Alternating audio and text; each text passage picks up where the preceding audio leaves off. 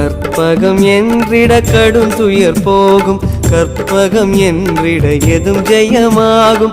கற்பகம் என்பதை கவசம் ஆகும், கவசமாகிய கணபதி போற்றி. காலம் மூன்றும் கணிப்பவன் நீயே, காப்பதும் கடமை கற்பக தருவே. தருவே உந்தன் திருவடி சரணம்.